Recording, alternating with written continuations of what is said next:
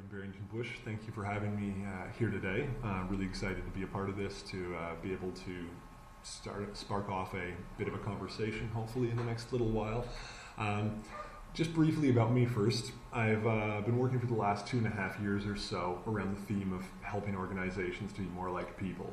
A theme that hopefully will come through in the course of the talk, hopefully will start to make sense. I've also been a campaigner for years, working around a range of human rights, globalization, environmental issues, and have done so both within sort of formal structured organizations as well as sort of looser social movements. So that's going to be one of the key themes that's really going to come through today, hopefully. But more specifically, we're here today to talk about this idea of sharing. You know, the thing you do on the internet with pictures of kittens and videos of kittens and stories about kittens. Oh, and the actions to change the world. Those ones that campaigners work very hard to ensure pop up in your Facebook and Twitter streams at least a few times a day. In which case, are we still sharing, or have we moved into the realms of distribution? To distribute as a verb is centralized, a concerted effort to push something specific out to the masses from a particular source for a particular reason. Much as the distribution center supplies many individual stores with a product to sell, or as those stores go on to sell to their customers those same products within their particular locale. Sharing, on the other hand, is a characteristic of networks. Any number of people acting independently to connect any number of different things they value with people they know who might also value them, no strings attached. Like you would lend a book that you've read to a friend, or tell them about an event you're going to because you think they'll also enjoy it.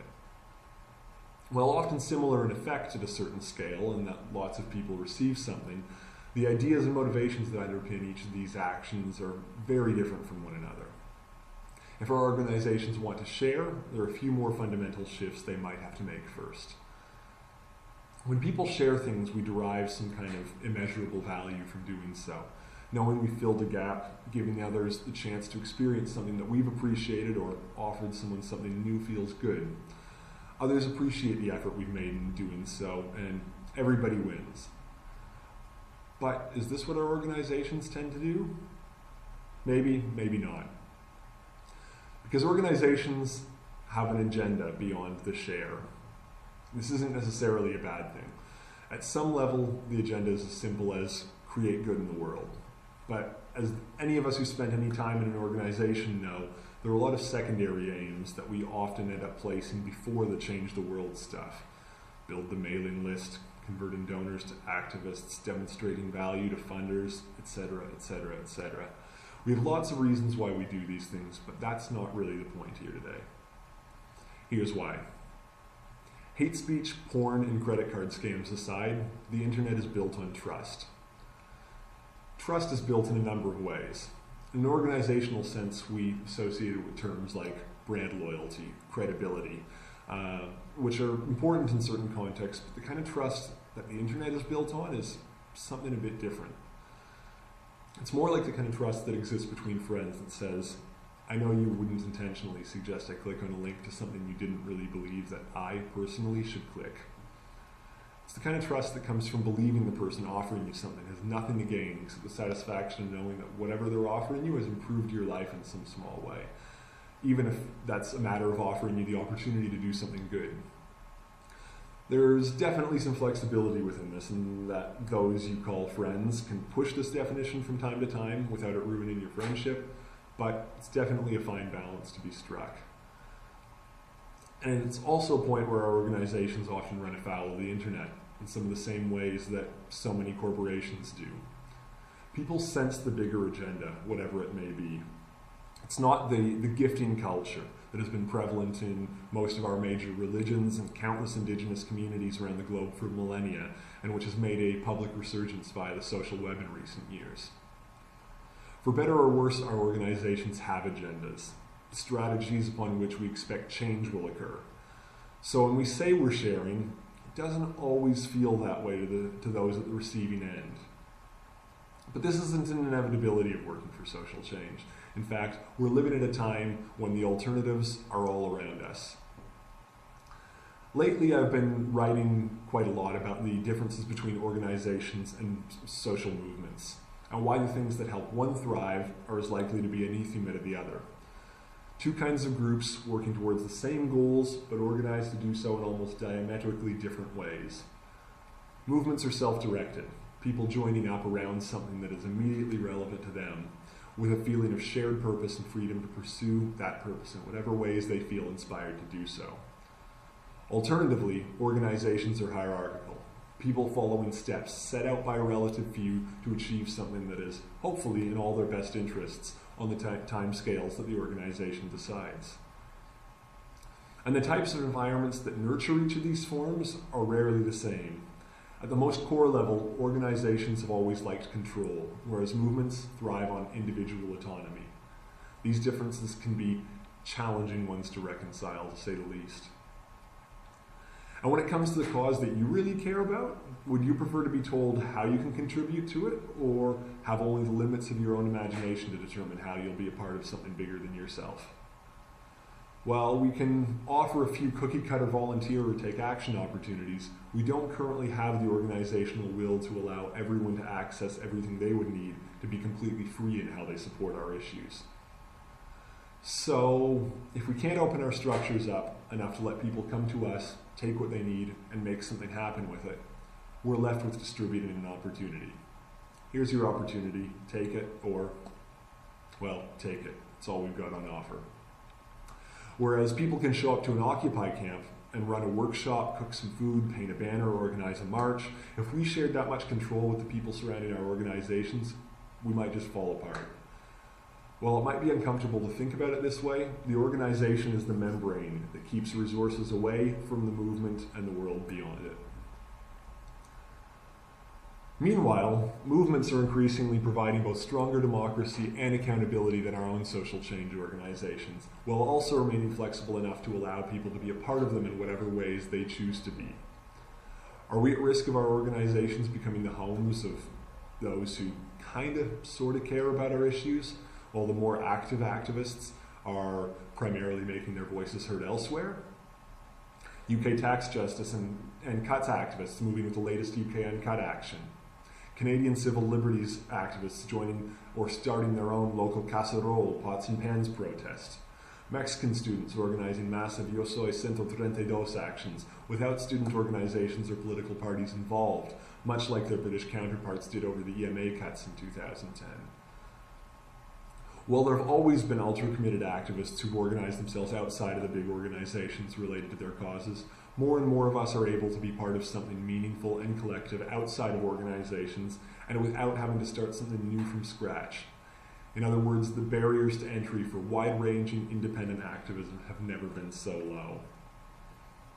Now, nearly a decade ago, Clay Shirky and Chris Anderson identified the long tail phenomenon, a concept at play in more and more successful businesses in the age of the social web, which describes the shift from generic to niche production and consumption. Anderson looked at this phenomenon in relation to the business world, with companies increasingly selling relatively small amounts of many different products rather than massive amounts of a few more generic ones. Shirky applied the notion to the blogosphere, knowing that the majority of blog links were distributed across a vast array of blogs as compared to the proportion that linked to the very most popular ones.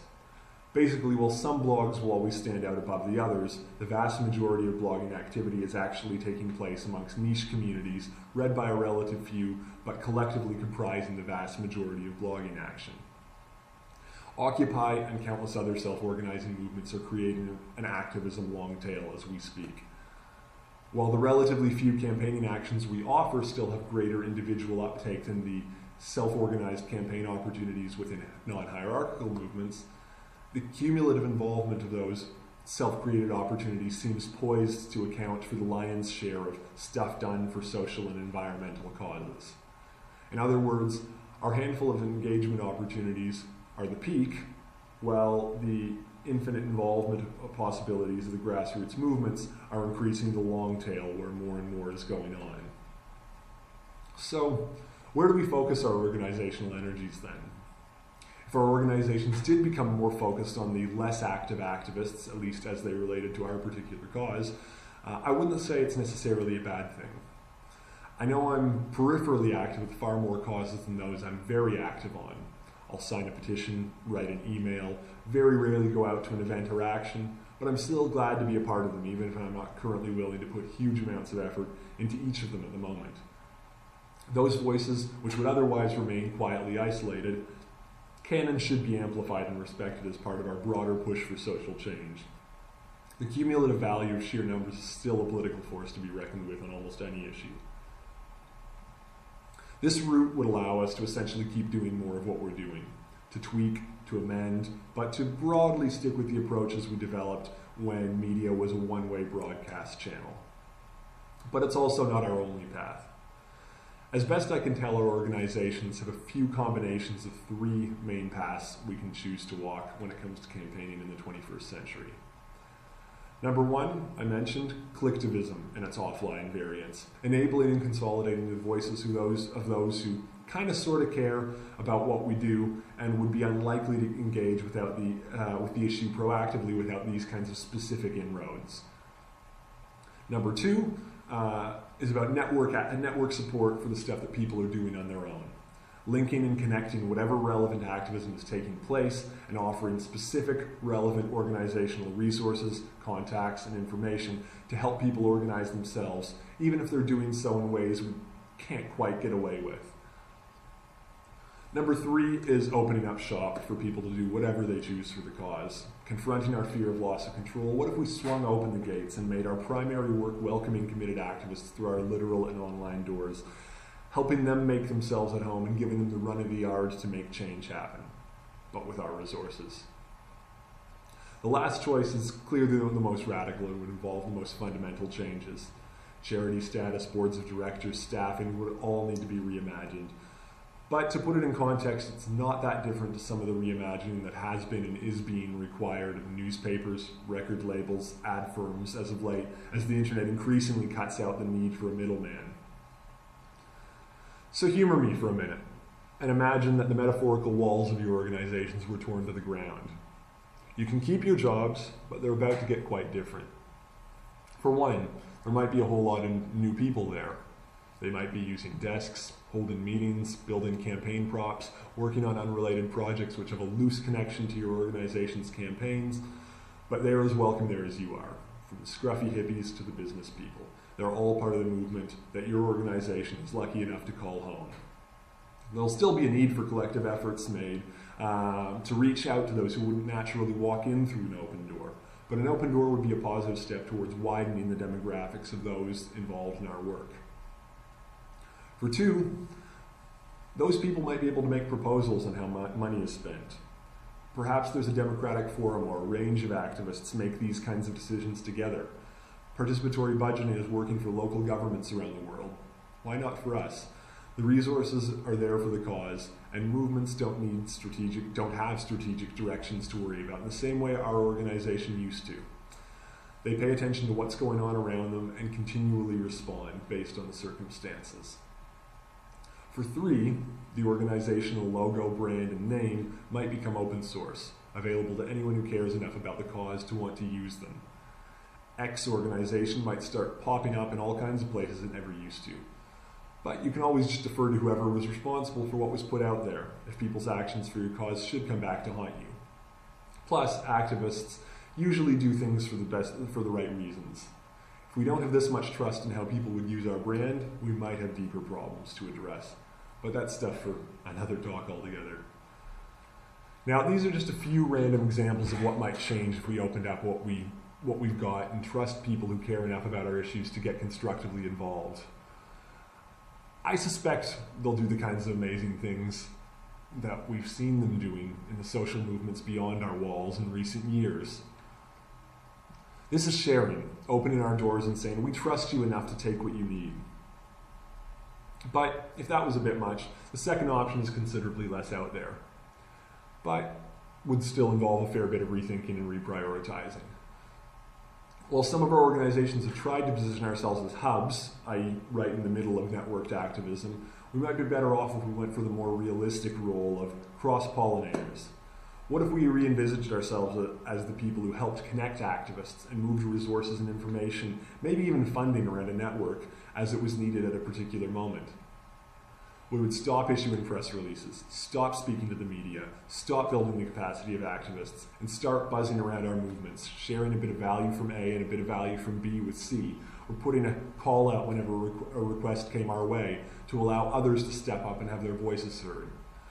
We would make every effort to slip into the background, help ensure that other people were front and center, other actions amplified, other campaigns connected directly with one another.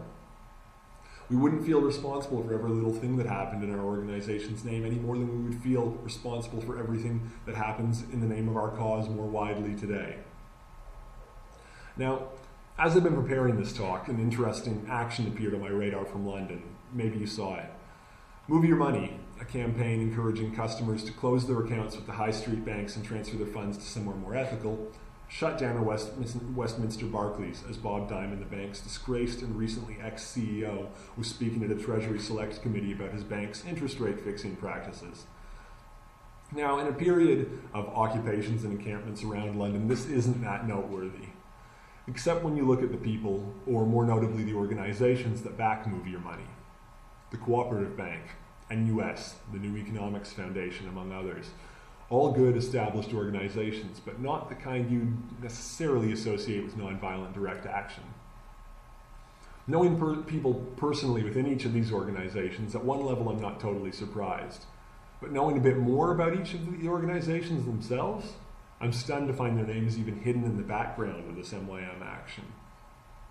But maybe they're opening up another possibility, an in-between step from the top-down organizations of the past to the looser networks of the future. By part funding a separate company, are they relieving some of the fears of their own funders or stakeholders, freeing them up to use organizational resources for something they couldn't do on their own or with their logos plastered all over? I'm not sure, but it seems to me there's an experiment going on to see how these organizations can adopt both some of the radicalism and more of the network self-organization that have been a part of the kinds of campaign successes that are coming from outside our organizations more and more regularly these days. I'm sure we could talk all day about the risks involved with these new approaches. All the potential media faux pas, the attempts to explain things to funders, the very real possibility that we couldn't control how our cause was advanced. But my feeling is we could spend even longer addressing that which is at risk if we don't start to shift how we work in some pretty major ways. Namely, the risks of stagnation and even potentially irrelevance in some cases. Sharing is one sign of the ways our world is changing, but broadly speaking, our organizations are not. What can you open up to offer the widest range of opportunities possible for campaigners to take action for your cause? In geek speak, what is the source code of your campaign? And what would happen if you made it public, like so much of the open and free software communities have been doing since the 80s, and which offers some very different models of how we relate to our work? If we want to keep distributing things, I'm sure there will continue to be a role there. But if we want to really share what we do, let's start to find the parts of our respective organizations we can open up to make it possible. Thank you for your time, and for putting up with me talking this much, and for the conversation I'm sure we're about to have. Also, big thanks to a few people who really helped me out while I was preparing this talk, namely Paul Barassi, Vina Vasista, David Pinto, and Adam Ramsey. If we don't all get a chance to say hello now, I hope we can connect on the internet later on. Thanks very much for your time.